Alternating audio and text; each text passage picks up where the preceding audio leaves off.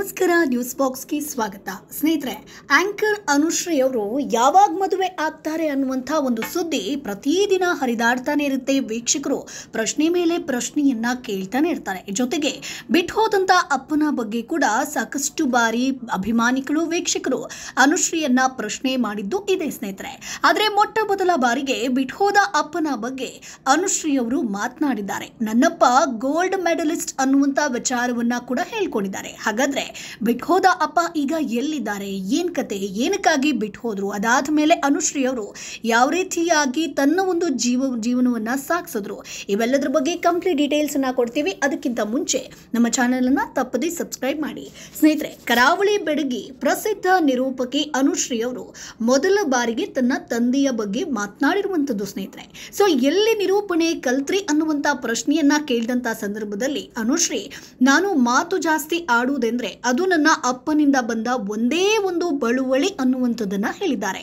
ಅವರು ತುಂಬಾ ಮಾತನಾಡ್ತಾ ಇದ್ರು. ಅವರು ಕೆಲಸ ಮಾಡ್ಕೊಂಡಿದ್ದಂತಹ ಕಂಪನಿಯಲ್ಲಿ ಮಾರ್ಕೆಟಿಂಗ್ ನಲ್ಲಿ ಅವರು ಗೋಲ್ಡ್ ಮೆಡಲಿಸ್ಟ್ ಕೂಡ ಹೌದು. ಸೊ ಮಾತು ನನಗೆ ನನ್ನ ತಂದೆಯಿಂದಲೇ ಬಂದಿರುವಂತಹ ಒಂದು ವಿಚಾರವನ್ನ ಹೇಳ್ಕೊಂಡಿದ್ದಾರೆ ಅನುಶ್ರೀ ಅವರು.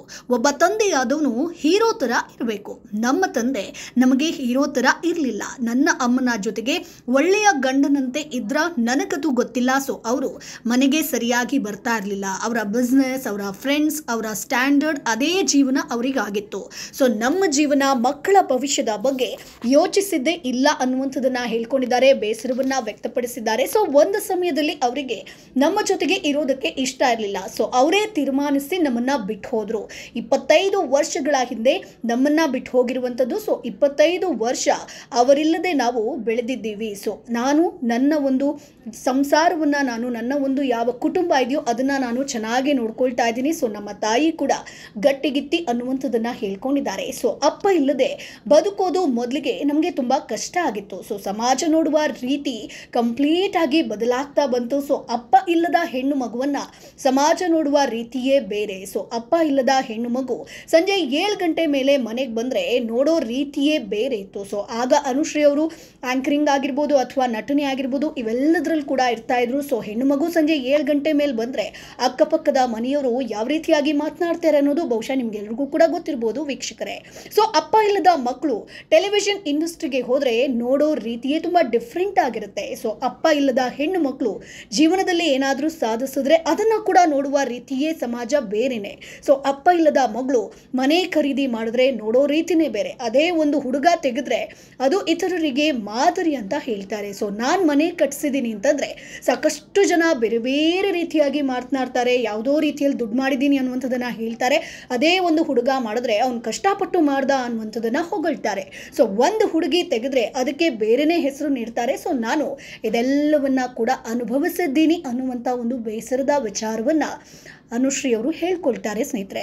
ಸೊ ನನಗೆ ಮಾತಿನ ಮಹತ್ವ ತುಂಬ ಲೇಟ್ ಆಗಿ ತಿಳಿದಿರುವಂಥದ್ದು. ಸೊ ಬೆಂಗಳೂರಿಗೆ ಹೋದ ನಂತರ ಹಣ ಸಿಗುತ್ತೆ, ಕೆಲಸ ಮಾಡಬೇಕು ಅಂದ್ಕೊಂಡಿದ್ದೆ. ಆಗ ನನಗೆ ಒಂದು ದಿನಕ್ಕೆ 250 ರೂಪಾಯಿ ವೇತನ ಸಿಗ್ತಾ ಇತ್ತು. ತಿಂಗಳಿಗೆ ಕೊನೆಗೆ 1500 ರೂಪಾಯಿ ಬಂದರೆ ಅದು ದೊಡ್ಡ ವಿಷಯನೇ ಆಗಿತ್ತು. ಸೊ ಆಗ ತಿಂಗಳಿಗೆ ಆಕೆಗೆ ಸಿಗ್ತಾ ಇತ್ತಿದ್ದು 1500 ರೂಪಾಯಿ ಮಾತ್ರ ಸ್ನೇಹಿತರೆ. ಸೊ ನನ್ನ ಹಾಸ್ಟೆಲ್ ಫೀಸ್ 2000 ಆಗ್ತಾ ಇತ್ತು. ಹೀಗಾಗಿ ಅದು ಮ್ಯಾಚ್ ಆಗ್ತಾ ಇರಲಿಲ್ಲ. ಸೊ ಬೆಂಗಳೂರಲ್ಲಿ ಆಗ MC ರೀನಾ ತುಂಬ ಫೇಮಸ್ ಆಗಿದ್ರು. ಸೊ ಅವರ ಜೊತೆಗೆ ನಾನು ಸಹಾಯಕಿಯಾಗಿ ಹೋಗ್ತಾ ಇದ್ದ ಬಳಿಕ ಅವರು ನನಗೆ ನೀನೇ ಮಾಡು ಆ್ಯಂಕರಿಂಗ್ ಅನ್ನುವಂಥದ್ದನ್ನು ಹೇಳ್ತಾ ಇದ್ರು. ಸೊ MC ರೀನಾ ಅವರಿಗೊಂದು ಹೆಲ್ಪಿಂಗ್ ಅನ್ನುವಂಥ ಕಾರಣಕ್ಕೋಸ್ಕರ ಅನುಶ್ರೀ ಅವರು ಹೋಗ್ತಾ ಇದ್ರಂತೆ ಸ್ನೇಹಿತರೆ. ಸೊ ಅದಾದ ಮೇಲೆ ಈಕೆಗೆ ಒಂದು ವೇದಿಕೆಯನ್ನು ಕೊಡ್ತಾರೆ. ಸೊ ನೀನು ಯಾಕೆ ನಿರೂಪಣೆ ಮಾಡಬಾರ್ದು ಅನ್ನುವಂಥದ್ದನ್ನು. ಸೊ ಅಲ್ಲಿ ತನಕ ಆ್ಯಂಕರ್ ಅನುಶ್ರೀ ಅವರಿಗೆ ಸೊ ನಾನು ಕೂಡ ಒಂದು ಆ್ಯಂಕರಿಂಗ್ ಮಾಡ್ಬೋದು ಅಥವಾ ನನಗೂ ಕೂಡ ಒಂದು ಸ್ಟೇಜ್ ಫಿಯರ್ ಇಲ್ಲ ಅನ್ನುವಂಥದ್ದು ಗೊತ್ತೇ ಇರಲಿಲ್ಲ. ಸೊ ಸಣ್ಣ ಪುಟ್ಟ ಒಂದು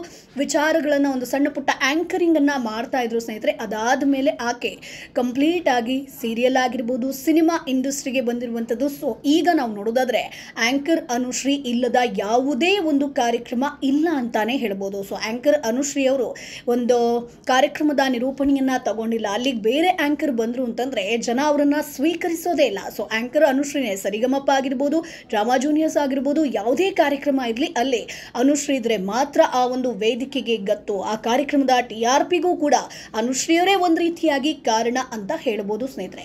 ಇನ್ನು ಚಿನ್ನದ ಕರಿಮಣಿ ಇಲ್ಲ ಅಂತ ಯಾರು ಅಮ್ಮನನ್ನ ಸಮಾರಂಭಕ್ಕೆ ಕರೀತಿರ್ಲಿಲ್ಲ ಅನ್ನುವಂತಹ ವಿಚಾರವನ್ನ ತುಂಬಾ ಭಾವುಕರಾಗಿ ಅನುಶ್ರೀ ಅವರು ಹೇಳಿದ್ದಾರೆ.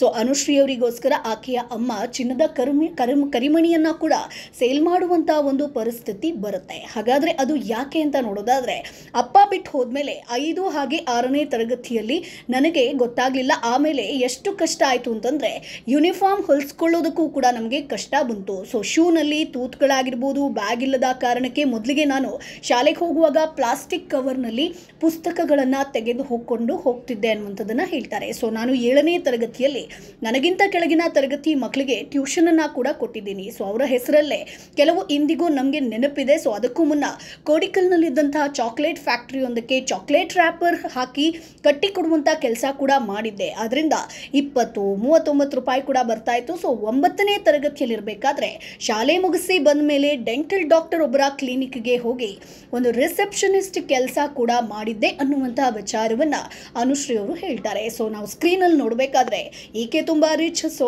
ಯಾವುದೇ ಒಂದು ಕಷ್ಟವನ್ನ ಪಟ್ಟಿರದೆ ಬಂದಿರ್ತಾರೆ ಅಂತ ಸಾಕಷ್ಟು ಜನ ಅನ್ಕೊಂಡಿರ್ತೀವಿ. ಅದು ಆಕ್ಟರ್ಸ್ ಆಗಿರ್ಬೋದು, ನಿರೂಪಕರಾಗಿರ್ಬೋದು, ಅಥವಾ ಸೈಡ್ ರೋಲ್ ಯಾರೇ ಏನೇ ಮಾಡಿದ್ರು ಕೂಡ, ಖಳನಾಯಕರಾಗಿರ್ಬೋದು, ಅವರೆಲ್ಲರಿಗೂ ಕೂಡ ಏನೋ ಬ್ಯಾಕ್ಗ್ರೌಂಡ್ ಇಲ್ಲ ಅಂತ ಅನ್ಕೊಂಡಿರ್ತೀವಿ ಸ್ನೇಹಿತರೆ. ಹಾಗೆ ಅನುಶ್ರೀ ಅವರು ಹೇಳ್ತಾ, ಸೊ ನಾನು ನನ್ನ ಹಣದಲ್ಲಿ ಅಮ್ಮನಿಗೆ ಫಸ್ಟ್ ತೆಗೆದುಕೊಟ್ಟಿದ್ದು ಕರಿಮಣಿ. ಸೊ ನನಗಿನ್ನೂ ಕೂಡ ನೆನಪಿದೆ, ಅಮ್ಮ ಹಾಕಿದಂಥ ಕರಿಮಣಿ ಕುತ್ತಿಗೆ ಸುತ್ತಲೂ ಹಸಿರು ಬಣ್ಣಕ್ಕೆ ತಿರುಗಿತ್ತು. ಅದು ಚಿನ್ನ ಆಗಿರಲಿಲ್ಲ ಅಂತ ನಿರೂಪಕಿ ಅನುಶ್ರೀ ಹಳೆಯ ದಿನಗಳ ಬಗ್ಗೆ ಮೆಲುಕನ್ನ ಹಾಕ್ತಾರೆ. ಸೊ ಅಮ್ಮ ಚಿನ್ನದ ಕರಿಮಣಿ ಹಾಕಿಲ್ಲ ಅನ್ನೋ ಕಾರಣಕ್ಕೆ ಬಹಳ ಕಡೆ ಅಮ್ಮನನ್ನ ಸಮಾರಂಭಗಳಿಗೆ, ಮದುವೆಗಳಿಗೆ ಕರೀತಾ ಇರಲಿಲ್ಲ. ಆಕೆಗೆ ಕರಿಮಣಿ ಇಲ್ಲವಲ್ವಾ ಅಂತ ಸಾಕಷ್ಟು ಜನ ಮಾತನಾಡ್ಕೊಂಡಿದ್ರಂತೆ. ಆವಾಗ ಅನುಶ್ರೀ ಅವರು ಹಠಕ್ಕೆ ಬಿದ್ದು, ನಾನು ದುಡಿದಾಗ ಮೊದಲು ನನ್ನ ಅಮ್ಮನಿಗೆ ಕರಿಮಣಿಯೇ ತೆಕ್ಕೊಡ್ಬೇಕು ಅನ್ನುವಂಥ ಒಂದು ನಿರ್ಧಾರವನ್ನ ಮಾಡ್ತಾರೆ.